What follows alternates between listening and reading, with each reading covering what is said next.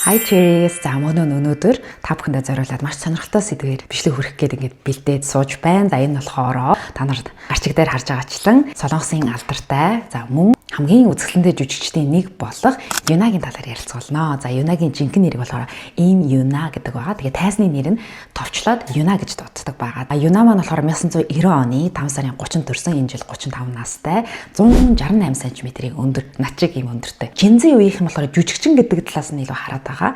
Танигдаад байгаа. Гэтэл миний хувьд гэх юм бол би 10 жил байхад бол анх 2007 онд Girls' Generation хамтлагт дебют хийхэд бол 9 гишүүнтэй хамтлагийн нэг гишүүн байгаа. Тэгээд яг хамтлаг дундаа вишүр төрхтэй гэж яригддаг байгаа. Тэгээ яалч өгнөхөр үзэсгэлэнтэй юм ихтэй байдаг. Тэгээд хамгийн гол нь Юна маань болохоор 5 жил SM Entertainment-д бэлтгэгдэж байгаа. 2007 онд дебют хийсэн байдаг байна. За тэгээд Girls' Generation хамтлаг маань болохоор 2007 оны 8 сард дебют хийсэн. Юна маань болохоор хүмүүс юугаараа бас илүү их бас ингээд одоо гэдэг хочилж ярьдаг вэ гэхээр Юнаг болохоор Dear Юна гэдэг. За одоо англиар Dear гэдэг нь одоо буган Юна гэж дууддаг байгаа. Тэгээ чочилж яагаад тэгэхээр Юна болохоор ийм жижигэн толгойтой, урт үзүүтэй.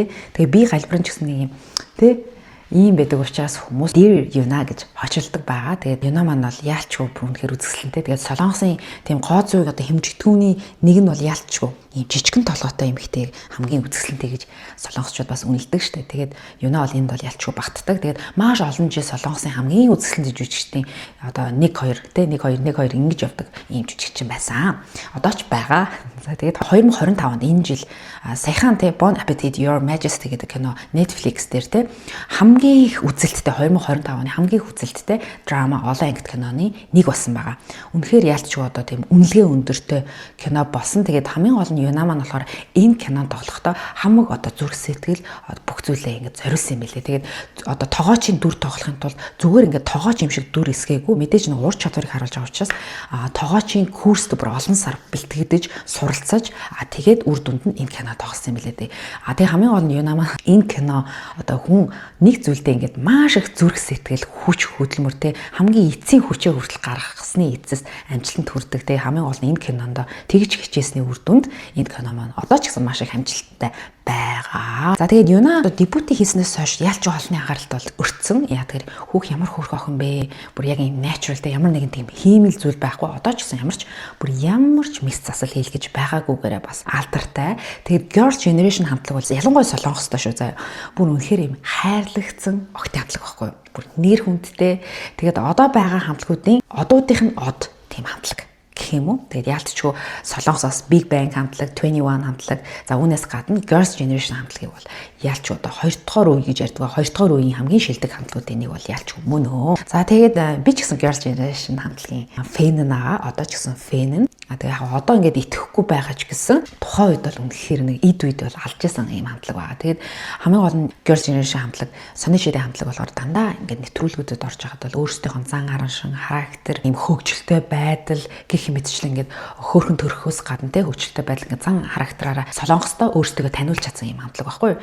Тэгээд миний яг санаж агаар ялангуяа энэ сони шидэ хамтлагаас Юна ганцаараа шахуу айгүй олон нэвтрүүлгүүдэд өргөдөж оролцдог. Тэгээд би Юнаг одоо хүртэл юугаар нь үнэлдэг вэ гэхээр карьер нь дандаа юм өндөрт явдаг. Хизээч одоо муу нэр зүүж үзээгүй, янз бүрийн тийм хар PR-д өртөж байгаагүй, дандаа ингээд нэр цэвэр юм нэрээ хичээж явдаг юм мундаг алдартай. Яг л урдах хийх ажлаа хийгээл явж идэг. Тэгтээ тэр нь дандаа юм амжилттай байдаг. Ийм том одоо алдартай айдол гэж би одоо ч гэсэн үнэлдэг байхгүй юу. За тэгээд Юна болохоор сони шидэ хамтлаг дундаа бол ялч өөр үнэхээр царайлаг, вишүл төрхтэй. Хоёрт болохоор маш сайн бүжгэлдэг. Бүжгийн чадвар нь үнэхээр лаг. Ялангуяа тэр хамтлагийнхаа за арайч хёёныг гүцгүй ч гэсэн бараг хоёрт орохоор тийм мундаг бүжгэлдэг юм ихтэй. Гуравт болохоор тийм лаг дуулдаг бол биш. Одоо Тэйон шиг ингээл лаг өндөр дээд мөнгө авч мавдаггүй. Ерөөс авч чадахгүй.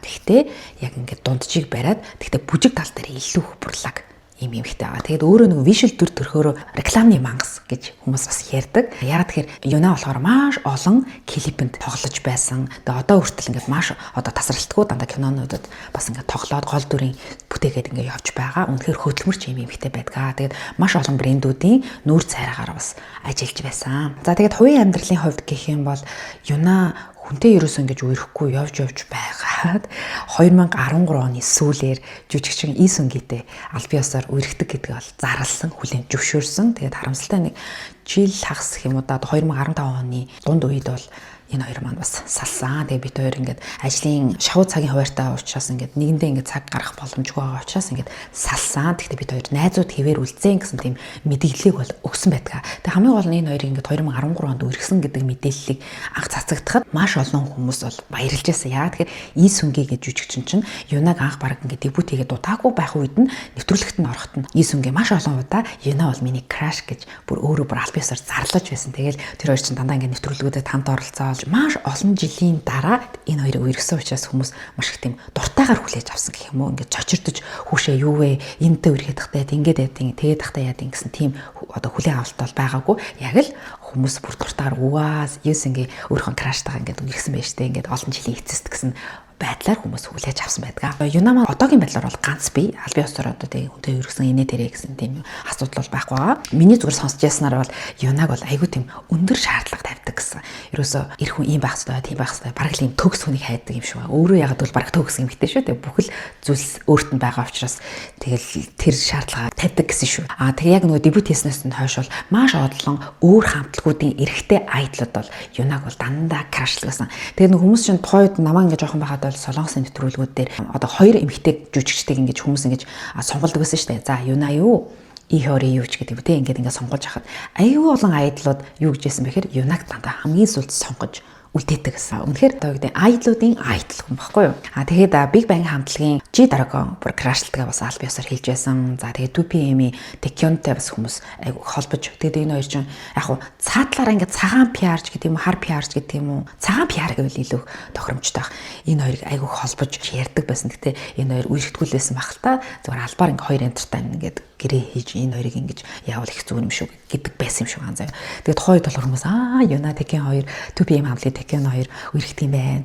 Ингэдэм юм шүү, тэдэм юм шүү гэж аягүй холбож тэ зүүсэн бугуучийн хүртэл ингэж холбоолд бүгжийн холбоол өмсөн хувцсийн хүртэл энэ хоёр ч хосууд биш юм уу гэж хүмүүс вээр ингээ таамагтай хүмүүсийн яриа болоод явдаг байлаа. Жохон байх үед бол. За тэгээд яалч Girls' Generation хамтлаг болохоор гадаад зах зээл рүү одоо болохоор ингээд Blackpink хамтлаг гадаад зах зээл те дэлхийн зах зээл ингээд бацчихлаа шүү дээ. Яг энэний гүүрийн те одоо анхны босхын тавьж өгсөн хамтлаг бол яалчгүй Girls' Generation хамтлаг дэлхийд гарахад нөлөөлж байсан. Тухайд солонгосын хамгийн анхны гэсэн тодогтолтой гадаад руу одоо ярьслаханд орж байсан гихч мэтлэн гээд анхны гэсэн зүйлсүүд бол зөндөө байдаг. Тэгээд дараа үеийн хамтлагуудыг бол үнэхээр гой суурийн бэлдэж өгсөн ийм ачтай буянтай хамтлаг бол байдаг байгаа. Тэгээд Girls' Generation хамтлаг бол анх нөгөө GGG baby ч гэдэг юм те ийм дуунууд ер нь ингээд клипүүд нь их гоё. Тэгээд октууд нь ч гоё.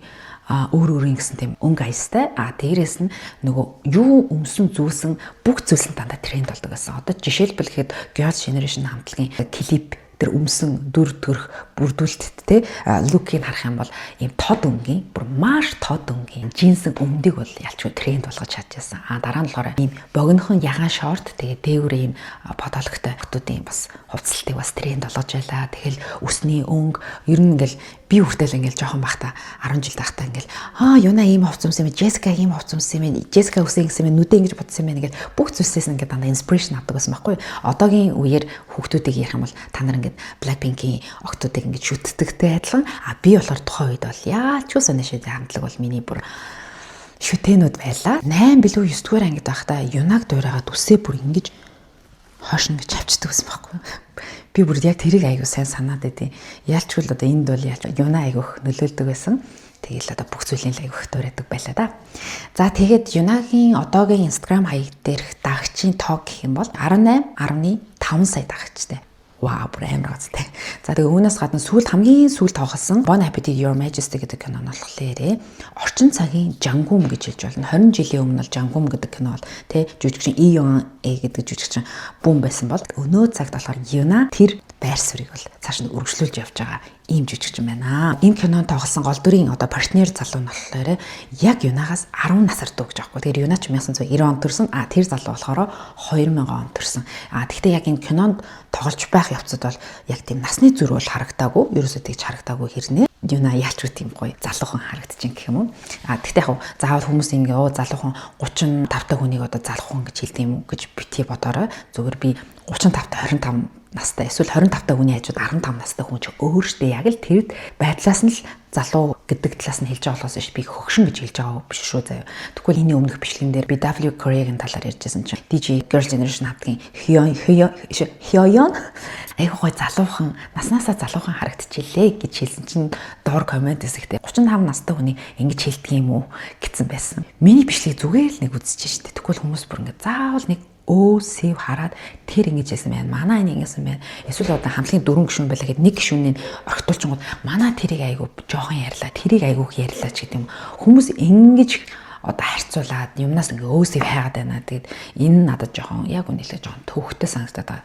Тэгээ яг тийм рүү комментиг тоохгүй байгаа ч гэсэн би зүгээр тэр комментиг уншчихад ягаад хүмүүс юмны ингэж өөсөв хайд юм болоо гэж би зүгээр өөрөө гайхдаг. Тэгээд яг намайг 10 жил байхад бол миний одоо girl crush 4 хүн байсан заяа. За нэг нь бол E20 байсан. Хоёр дахь нь болохоор Selena Gomez байсан.